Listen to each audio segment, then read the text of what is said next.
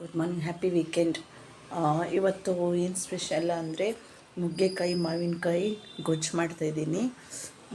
ಹೇಗೆ ಮಾಡ್ತೀನಿ ನೋಡಿ ನೋಡಿ ಗೈಸ್. 4 ನುಗ್ಗೆಕಾಯಿ, 1 ಮಾವಿನಕಾಯಿ. ಆಮೇಲೆ ಇದನ್ನು ಏನು ಮಾಡೋದು ಅಂತ, ಏನೇನು ಬೇಕು ಅಂತ ಆಮೇಲೆ ಹೇಳ್ತೀನಿ ಗೈಸ್. ನೋಡಿ, ನುಗ್ಗೆಕಾಯಿ ಎಲ್ಲ ವಾಶ್ ಮಾಡಿ ಕಟ್ ಮಾಡಿ ಇಟ್ಕೊಂಡಿದ್ದೀನಿ. ಹಾಫ್ ಮ್ಯಾಂಗೋ, ಇದನ್ನು ಜಾಸ್ತಿ ಹಾಕ್ಬಾರ್ದು, 1 ಹೋಳು ಮ್ಯಾಂಗೋ ಹಾಕಿದ್ದೀನಿ. ಮಾವಿನಕಾಯಿ ಯಾಕಂದರೆ ಹುಳಿ ಜಾಸ್ತಿ ಆಗುತ್ತೆ, ಅದಕ್ಕೆ 4 ನುಗ್ಗೆಕಾಯಿ, 1 ಹೋಳು, 1/2 ಹೋಳು ಮಾವಿನಕಾಯಿ ಕಟ್ ಮಾಡಿ ಇಟ್ಕೊಂಡಿದ್ದೀನಿ ಗೈಸ್. ಇಲ್ಲಿ ನೋಡಿ ಏನು ಬೇಕು ಅಂತ: ಒಣಮೆಣಸಿನ್ಕಾಯಿ, ಸ್ವಲ್ಪ ಆನಿಯನ್, ಚಿಕ್ಕ ಈರುಳ್ಳಿ, ಸಾಂಬಾರು ಈರುಳ್ಳಿ, ಸ್ವಲ್ಪ ಕೊಬ್ಬರಿ, ಬೆಳ್ಳುಳ್ಳಿ, ಇದು ಒಣಮೆಣಸಿನ್ಕಾಯಿ, ಇದು ಸ್ವಲ್ಪ ಒಗ್ಗರಣೆಗೆ ಅಂತ ಇಟ್ಕೊಂಡಿದ್ದೀನಿ, ಸ್ವಲ್ಪ ಕರಿಬೇವು, ಆಮೇಲೆ ಕೊತ್ತಂಬರಿ ಕಾಳು, ಜೀರಿಗೆ ಬೇಕು. ಎಷ್ಟು ಬೇಕು ಅಂತ ಹೇಳ್ತೀನಿ. ಈಗ ಮಸಾಲೆ ರೆಡಿ ಮಾಡ್ಕೊಳ್ಳೋಣ. ನೋಡಿ ಗೈಸ್, ಟೊಮೆಟೊ ಹಾಕ್ತಿಲ್ಲ. ಟೊಮೆಟೊ ಯಾಕಂದರೆ ಮಾವಿನಕಾಯಿ ಹಾಕ್ತಿದ್ದೀವಲ್ಲ, ಅದಕ್ಕೆ ಟೊಮೆಟೊ ಹಾಕ್ತಿಲ್ಲ. ಈಗ ಮಸಾಲೆಗೆ ರೆಡಿ ಮಾಡ್ಕೊಳ್ಳೋಣ. ಸ್ವಲ್ಪ ಆಯಿಲ್, 1 ಸ್ಪೂನ್ ಕೊತ್ತಂಬರಿ ಕಾಳು, ಆನಿಯನ್ ಎಲ್ಲ ಹಾಕಿ ಚೆನ್ನಾಗಿ ಬಾಡಿಸ್ಕೊಳ್ಳೋಣ.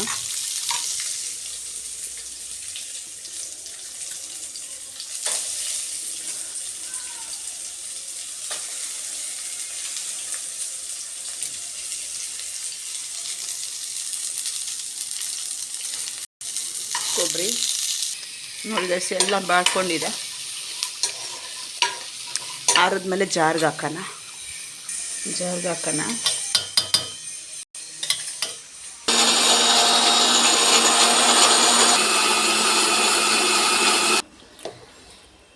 ಮಸಾಲ ರೆಡಿ ಆಯಿತು. ಸ್ವಲ್ಪ ಆಯಿಲ್ ಹಾಕೋಣ. ಮತ್ತು ಸಾಸಿವೆ, 1 ಸ್ಪೂನ್ ಜೀರಿಗೆ, ಕರಿಬೇವು, ಆನಿಯನ್. ಇವಾಗ ನುಗ್ಗೆಕಾಯಿ ಹಾಕೋಣ, ತೊಳೆದಿಟ್ಕೊಂಡಿರೋ ನುಗ್ಗೆಕಾಯಿ.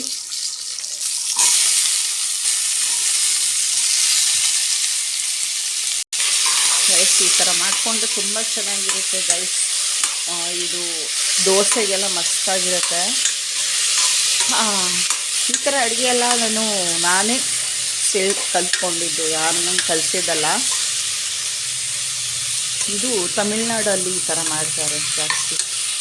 ಈ ಸೀಸನ್ ನುಗ್ಗೆಕಾಯಿ ಸೀಸನ್ ಅಲ್ವಾ, ಸೊ ಹಾಗಾಗಿ ಮಾಡ್ತಾರೆ. ತುಂಬ ಇಷ್ಟ ನನಗೆ. 1 ಸ್ಪೂನ್ ಟರ್ಮರಿಕ್ ಹಾಕೋಣ. ಸ್ವಲ್ಪ ಉಪ್ಪು ಹಾಕೋಣ, ನೋಡಿಕೊಂಡು ಹಾಕಿ. ಆಮೇಲೆ ಈಗ ಚೆನ್ನಾಗಿ ಬಾಡಬೇಕು ಗೈಸ್, ಇಲ್ಲಾಂದರೆ ಹುಳಿ ಜಾಸ್ತಿ ಇಟ್ಕೊಂಡ್ಬಿಡುತ್ತೆ. ಚೆನ್ನಾಗಿ ಮಿಕ್ಸ್ ಮಾಡಿದ್ಮೇಲೆ ಮಸಾಲೆ ಹಾಕಬೇಕು. ನೀವು ಟ್ರೈ ಮಾಡಿ, ಚೆನ್ನಾಗಿರುತ್ತೆ ಅನ್ಸತಿ ಗೈಸ್. ಚೆನ್ನಾಗಿ ಬಾಡ್ಕೊಂಡಿದ್ದೀವಿ. ಇವಾಗ ಮಸಾಲೆ ಹಾಕ್ಬಿಡೋಣ. ಮಸಾಲೆ ಹಾಕಿ ನೀರು ಎಷ್ಟು ಬೇಕೋ ಅಷ್ಟು ಹಾಕೋ. ಈ ಥರ ಮಿಕ್ಸ್ ಮಾಡ್ಕೋಬೇಕು.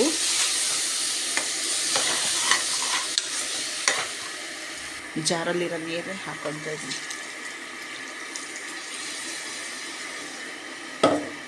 ನೀರಿಷ್ಟಿರಲಿ, ಯಾಕಂದರೆ ಬೇಯಬೇಕಲ್ವ. ನೋಡಿ, ಇಷ್ಟು.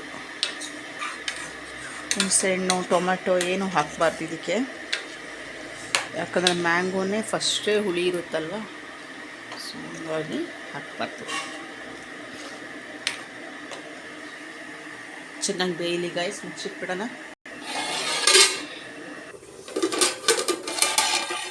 ವಾವ್, ನೋಡಿ ಗೈಸ್, ರೆಡಿಯಾಗಿದೆ. ಮಸ್ತಾದ ನುಗ್ಗೆಕಾಯಿ ಮಾವಿನಕಾಯಿ ಗೊಜ್ಜು ರೆಡಿ ಆಯಿತು. ಇನ್ನೊಂಚೂರು ಗಟ್ಟಿ ಆಗಬೇಕಷ್ಟೇ, ಇಳಿಸಿದ್ರೆ ಗಟ್ಟಿ ಆಗುತ್ತೆ. ನೋಡಿ ಗೈಸ್, ಎಷ್ಟು ಚೆನ್ನಾಗಿದೆ. ಯಮ್ಮಿ. ನೀವು ಒಂದು ಸತಿ ಟ್ರೈ ಮಾಡಿ.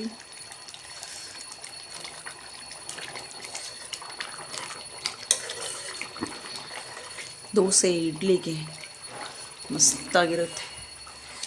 ಈ ವಿಡಿಯೋ ಇಷ್ಟ ಆದರೆ ಕಮೆಂಟ್ ಮಾಡಿ, ಶೇರ್ ಮಾಡಿ ಗೈಸ್. ನೆಕ್ಸ್ಟ್ ಇನ್ನೊಂದು ವಿಡಿಯೋದಲ್ಲಿ ಭೇಟಿಯಾಗೋಣ. ಬಾಯ್, ಚಾಚಾ.